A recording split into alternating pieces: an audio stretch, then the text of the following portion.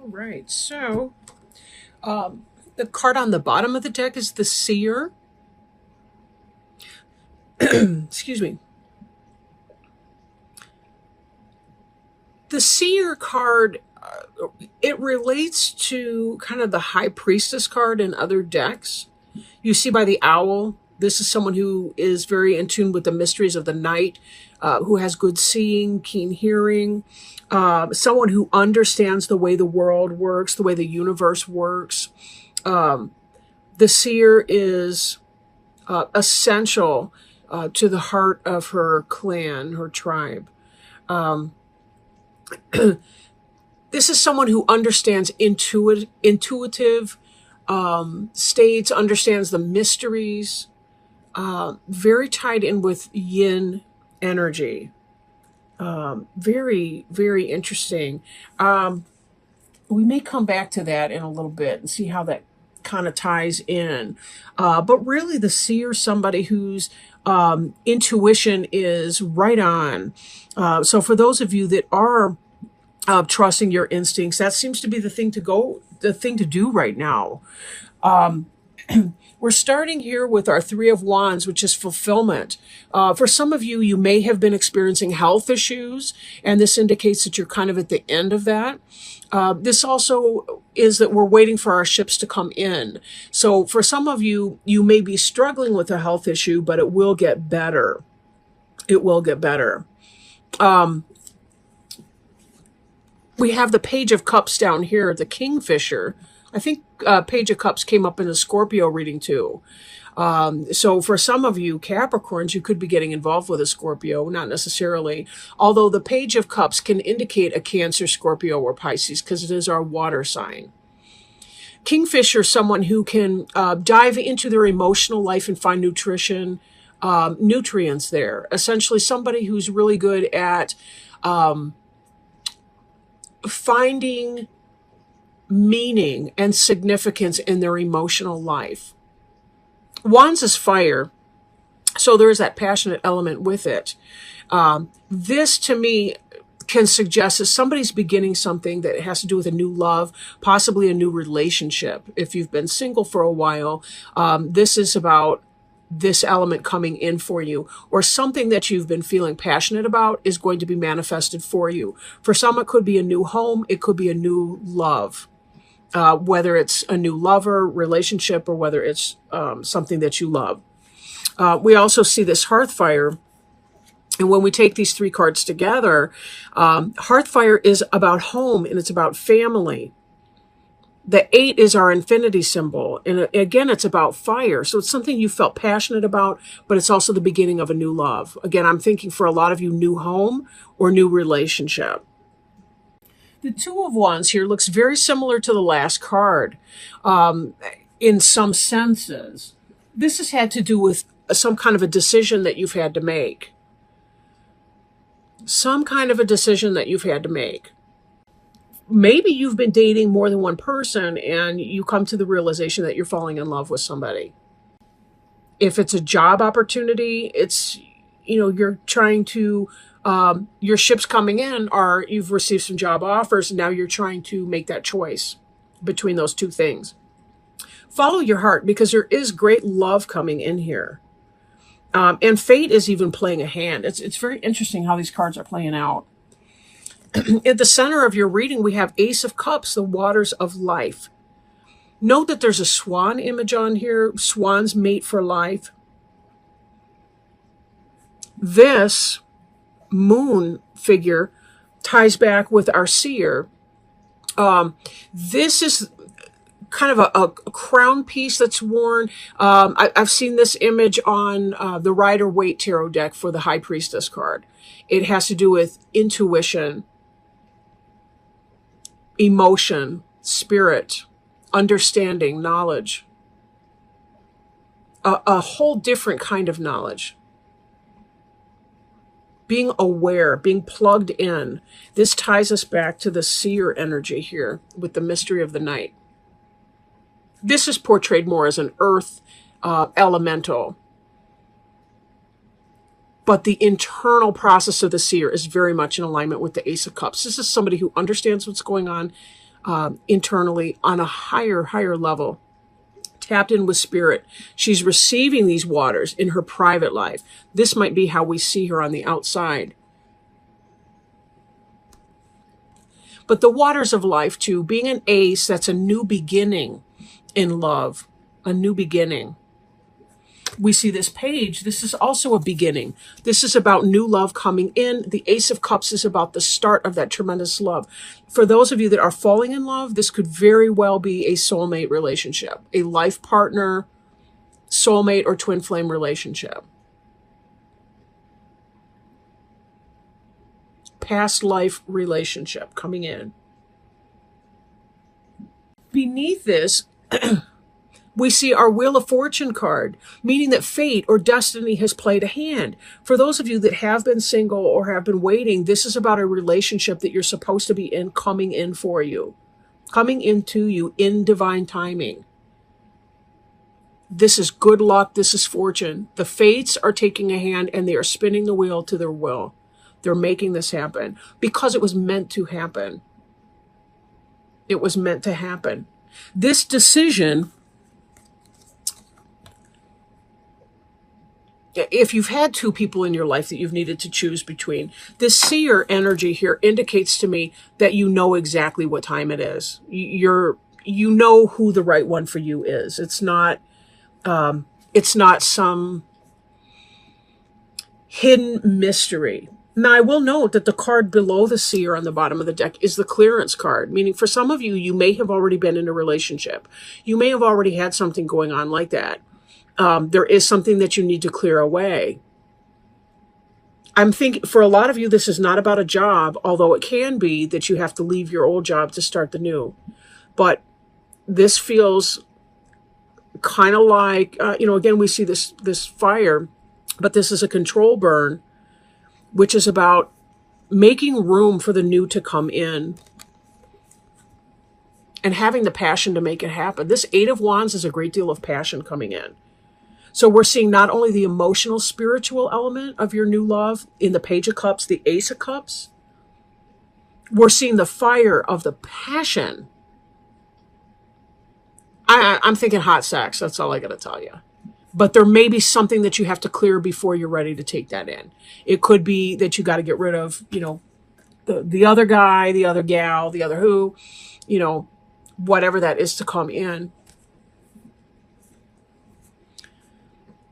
But whatever this is, it is coming in. This person here, this Three of Wands, waiting for their ships to come in.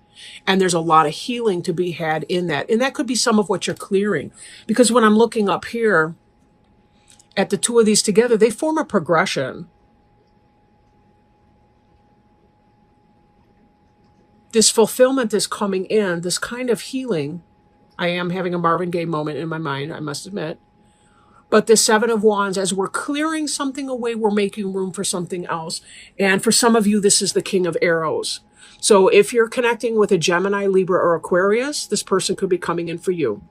This could be opposite sex relationship, same sex relationship. But the king is someone who knows who he or she is. You'll notice that this is a lynx or a mountain lion. They also have the ability to see in the dark. This is an intuitive person. This is somebody who's going to recognize you for who you are. We see the moon in the background of this card. Cat-like energy is very lunar. It's very yin. It's very mysteries of the night. But the king is typically associated with the solar energies, with the sun, with the yang energy. The masculinity. This is a person who's very balanced, very smart, has a good mastery of himself or herself. The only thing I'm thinking, though, there may be a little bit of clearing that needs to happen for one or both of you as you get together. But I don't think it's going to be a big deal because everything else just looks so darn happy. It doesn't look like that you're going to find a great deal of obstacles. Excuse me, that's in the other spot. Okay. So fate definitely has a hand in all of this. It's in this Wheel of Fortune. We see this is coming true for you.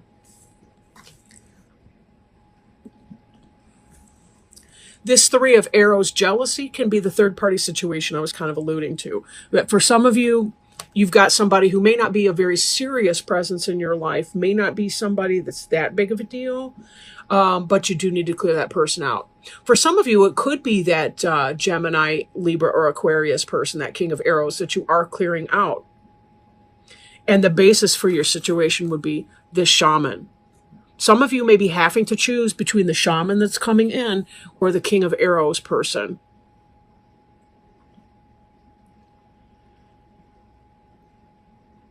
For some of you, the shaman is an air sign. But either the person that's coming in has somebody that they need to let go of. It could be the mother of their kids. It could be the father of their kids. It could be, whoever that is, right? But there is going to be some type of adjustment in that. But this is something that is meant to be. This is you guys are going to recognize each other. It's going to be amazing. I mean, it will be. The heartache part of that is going to suck. The jealousy, some of the heart work that has to be done here, that may be some of it. Because when I'm looking at these two cards here together, the Eight of Wands and the Three of Arrows, both of these are very heart chakra. One is about passion and love burning bright. The other one is about emotional pain and having to let go of someone or some situation. But it might not even be yours or your new partners. It could be, that one or both of you have somebody in your past tense that you need to say bye to. But this is really about a very powerful new relationship. And this seer is the counterpart to the shaman. For some of you, this is about meeting your match. The seer and the shaman are like the high priest and the high priestess in your Rider-Waite Tarot deck, right? These two are a healing couple. They're like a power couple in the healing circles, right? This kind of twin flame energy is about bringing healing to people, into community, being able to bounce ideas off of one another, being able to really build that empire together, and a healing empire. There's a reason these two are coming together.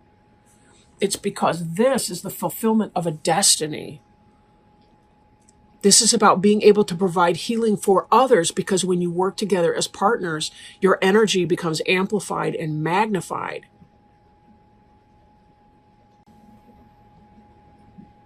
You learn from one another. You teach one another. And your powers for healing are that much greater. This is something that the universe needs for the universe to heal. And for the people within that. So this is not just some idle, bump in the night thing. There still will be, some of us still have karmic relationship attachments. We may have other kinds of relationships that we need to go or grow from the experience of having learned through that. But this is necessary on a whole different level. Now, as you're going through any of your clearing and trying to sweep away any of the jealousy that may be occurring, and trying to remove that, of course, there's a better way, and there's a right way and a wrong way, I want to say, but a better way and a lesser way. That might be the best way to describe that, for being able to clear what you need to do. If you do have kids involved, for some of you, if you are facing some kind of divorce situation or what have you, it may be the case that you see a marriage counselor just so that you can have a smooth divorce. That's a possibility too. Marriage counseling is whatever you want to make it. It does not have to be about staying together. Sometimes it's about, acting in the best interest of the kids involved, or trying to get smoothly through some of the paperwork and the financial settlements that can occur. And sometimes marriage counseling is a supportive role in that. So something to consider. But this all is such a beautiful reading. Let me do one more card. This is from our Animal Wise Tarot deck by Ted Andrews. King of Four-Leggeds is gorilla. earth sign, right? The powerful gorilla, the keynotes are strength, nobility, and generosity. The powerful gorilla is the largest of the apes, with broad chests, a muscular neck, and strong hands and feet. Though often described as savage beasts, gorillas are very peaceful and gentle creatures of great nobility, frequently demonstrated by their behaviors towards each other within a community. Although chimpanzees are often recognized as the most intelligent members of the ape family, gorillas are at least as intelligent. When gorilla appears, it heralds the awakening of a more primal strength and recognition of our innate nobility. Gorillas are reminders of the nobility of living a life true to our highest capabilities. They live in groups called troops, and they care for each other, demonstrating almost as wide a range of emotions as humans do. They demonstrate affection, mourn, protect, and care for each other, all noble qualities humans do not always express as well. When gorilla appears, it is a confirmation that our industry, our endeavors, is solid and steady. They walk upon all fours, and adults seldom climb trees, suggesting the most spiritual act is staying grounded in handling our responsibilities.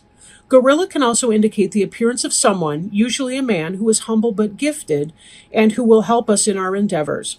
The individual is usually someone who has achieved a certain status and position but is not overcome by his position in life.